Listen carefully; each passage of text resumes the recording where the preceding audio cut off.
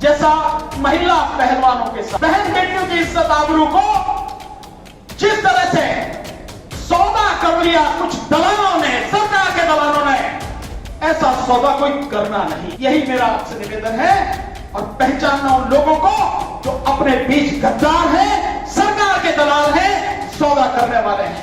मैं दावे के साथ कह सकता हूं कम से कम डीसी कपिल साहब, मैं और ऐसे कई साथी किसी कीमत पर सौदा नहीं करेंगे, चाहे कुछ भी हो जाए। क्यों? सरकार क्यों नहीं परवाह करती है? सरकार इस वजह से भी तो परवाह नहीं करती कि उसे आपकी जरूरत कहां है। भाई उसे तो वोटों के लिए मशीन है कि ना उसके पास, उस मशीन में बेईमानी करके और वो आपकी वोटों को लूट लेती है, तो आपकी जरूरत क्या है? तो जब आपकी जरूरत नहीं है, आपके लिए करेगी क्यों? इस बात को भी ध्यान रखना। हम दिल्ली में ईवीएम के खिलाफ लड़ाई अगस्त के बाद मंच पर बैठे हुए और मंच के सामने बैठे हुए मेरे सभी मजदूर भाइयों और बहनों, आप सभी को मेरा जय भीम, आदाब, सत श्री अकाल, नमस्कार। साथियों, वाकई में मजदूरों की दिक्कतें बहुत हैं, मजदूरों का संघर्ष भी बहुत है और यह संघर्ष सालों से और अगर पीछे जाएं तो सदियों से लगातार चल रहा है। लेकिन उनकी समस्याएं और उनकी दिक्कतें कम होने की बजाय लगातार बढ़ती चली जा रही। सरकार कोई भी आती है केवल झूठ बोलती है, नीयत उसकी खराब है, नीति उसकी खराब है और सही मायने में बेईमान सरकारें हैं जो मजदूरों को, आम आदमियों को धोखा देती हैं। उनसे वोट लेकर सत्ता में आने के बाद केवल अपने अपने चुनिंदा, कभी अपने अंदर झांककर ये सवाल पूछने का प्रयास किया है आपने? आखिर क्या हक है आपका कि सरकार से कह सको हमें आउटसोर्सिंग नहीं चाहिए, हमें ठेका प्रथा नहीं चाहिए, हम सरकार के लिए काम करते हैं तो हम सरकार के स्थायी नियमित कर्मचारी के रूप में काम करेंगे। कभी कहा है आपने? क्या आप जानते भी हैं इस बात को? मुझे लगता है आप में से बहुत से लोग इस बात को जानते भी, क्योंकि आप जहां आपके हक और अधिकार हैं उसको पढ़ने का कभी प्रयास नहीं करते। जहां सरकार की जिम्मेदारियां हैं, जो जो जिम्मेदारियां हैं उसे जानने का भी प्रयास नहीं। अगर आप करते तो निश्चित रूप से आपको आपके हक मिल गए। कहां मिलेंगे आपको आपके हक? कहां लिखा है ये सब कुछ? ये लिखा है भारत के संविधान में। और आप सब कुछ पढ़ लेंगे, सब कुछ देख लेंगे, बाकी और चीजों को जानने का प्रयास करेंगे, लेकिन कभी भी संविधान को पढ़ने, अपने अधिकारों को जानने, सरकार की जिम्मेदारियों और उत्तरदायित्व को जानने का प्रयास कभी नहीं करेंगे। यह है आपकी सबसे बड़ी दिक्कत। और इसके आगे भी दिक्कत आती है आपकी धर्म के आधार पर दिक्कत, जाति के आधार पर दिक्कत।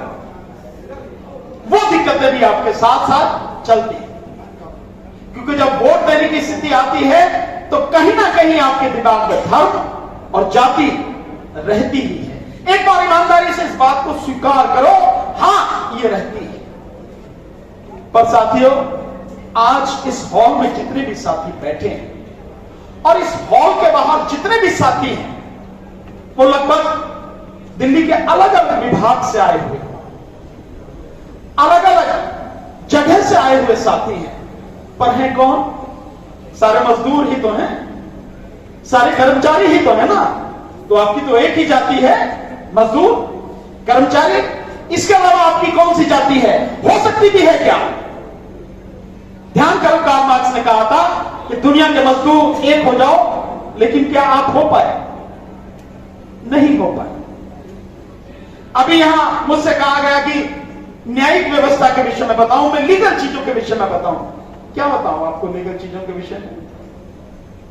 अरे दुआ साहब यहां बैठे हैं, महमूद पराचा साहब आने वाले हैं, आप लगातार सुनते भी हैं। हाई कोर्टों में और सुप्रीम कोर्ट में 1 लाख से ज्यादा मुकदमे, सिर्फ 1 लाख से ज्यादा मुकदमे कंटेम्प्ट ऑफ कोर्ट यानी अदालतों की अवमानना के चल रहे हैं। उनमें जो फौजदारी के मुकदमों से संबंधित अवमानना है उनकी संख्या मुश्किल से 10%।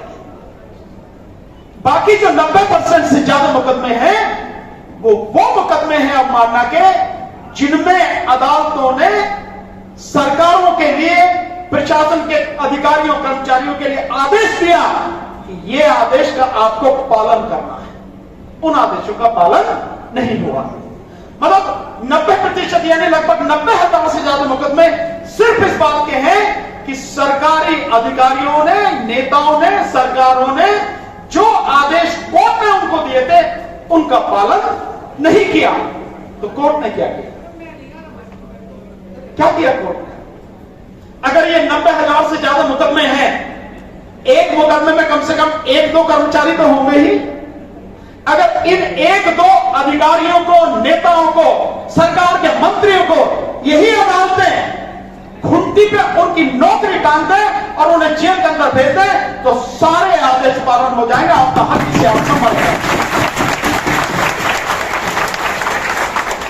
लेकिन अदालतें सिर्फ आदेश देती है, पालन उनका कराने की क्षमता मुझे नहीं लगता कि उनके अंदर है। ऐसे कई उदाहरण हैं। एक शिक्षा के विषय में कि जो वीकर सेक्शन के जो बच्चे हैं, हर स्कूल में 25% बच्चे वीकर सेक्शन के पढ़ेंगे। बताओ कितने स्कूलों में किस किस के बच्चों को शिक्षा के लिए एडमिशन मिला है? नहीं मिला। ऐसे एक नहीं कितने ही आदेश हैं। तो अगर मैं लीगल आपको तरीका बता भी दूं तो भी आपको क्या मिल जाए? बहुत कुछ नहीं मिलेगा। हाँ मिल जाएगा अदालत से, पर लड़ाई का तरीका थोड़ा सा बदलना पड़ेगा। अभी लड़ाई का तरीका जो हम देख रहे हैं, मैं अगर गलत नहीं हूं, बहुत से साथी ऐसे हैं यहां पर आए, हाजिरी लगाकर चले गए। आप सारे बैठे हुए उनसे जानते हैं किस किस के पास से कौन कौन साथी उठ कर गया। एक बार जरा पूछो, 4 घंटे के लिए, सिर्फ 4 घंटे के लिए 2 बजे से प्रोग्राम शुरू हुआ, 1 घंटे खाने की बात हो रही, 3 बजे प्रोग्राम उसके बाद में शुरू हुआ है और 6 बजे तक प्रोग्राम चलेगा। 4 घंटे नहीं रुक सकते तुम, और सरकार से लड़ने बदलने की बात करो, आपको अपना हक नहीं देगा, नहीं मिलेगा साथियों। इसमें तो जिंदगी खपानी पड़ती है, संघर्ष में तो बहुत बलिदान देना पड़ता है। तन मन धन की बात हो रही है ना, कम से कम इतना ही दे दो कि अगर कोई आंदोलन किसी की कॉल है, ईमानदारी से जितने समय तक चलता है तब तक तो उसमें उपस्थित रहो। ये किसके लिए है आंदोलन? मैं तो वकील हूं, मुझे क्या चाहिए? मुझे तो कुछ भी नहीं चाहिए। फिर भी मैं 2 बजे से आकर साथ में आपके बैठा हूं और अंत तक रहूंगा। असली लड़ाई तो आप ही की है ना, मजदूरों की, कर्मचारियों की। तो क्यों नहीं बैठते हो उतने समय जितने समय तक प्रोग्राम चलता है? क्यों नहीं सुनते उन हर साथियों की बात जो आपको बताने जा रहे हैं? हर कोई साथी आपके लिए आया है ना। एक ये आदत बदलनी पड़ेगी। और साथियों, लड़ाई 4 जगह होती है, 4 स्तर पर लड़ाई होती है, एक स्तर पर नहीं होती। एक स्तर पर तो ठीक है, लीगली मैं लड़ लूंगा, महमूद पराचा भाई है, वो साथी है, और भी हमारे एडवोकेट साथी हैं, हम आपकी लड़ाई लड़ेंगे कि भाई जो संविधान है, संविधान के अनुच्छेद 39 में बाकायदा 39D में दिया गया है कि समान कार्य के लिए समान वेतन होना चाहिए। और उसके बाद केवल इतना ही नहीं, माननीय सुप्रीम कोर्ट ने और इस देश की भिन्न हाई कोर्टों ने न जाने कितने जजमेंट दिए हैं अब से 40 साल पहले से, अब से नहीं 40 साल पहले से। आप देखिए उठा के कितने ही जजमेंट दिए हैं कि समान वेतन का, समान कार्य का समान वेतन मिलेगा। और केवल यही नहीं, इसके साथ साथ वो सारी सुविधाएं भी जो एक परमानेंट कर्मचारी को मिलती हैं, वो सारी सुविधाएं भी चाहे ठेके पर रखो चाहे आउटसोर्सिंग से रखो, उन सबको वो सारी सुविधाएं मिलेंगी। तभी समान कार्य का समान वेतन होगा, अन्यथा नहीं होगा। पर मानता कौन? कोई मानता है क्या? सरकार है सब इधर से सुनी और इधर निकाल दी, आप रह जाइए लड़ते हैं, और आप लड़ भी नहीं पाते हैं। तो जब 4 घंटे नहीं बैठ पाते और ये लड़ाई अगर लंबे समय तक चल गई तो क्या होगा?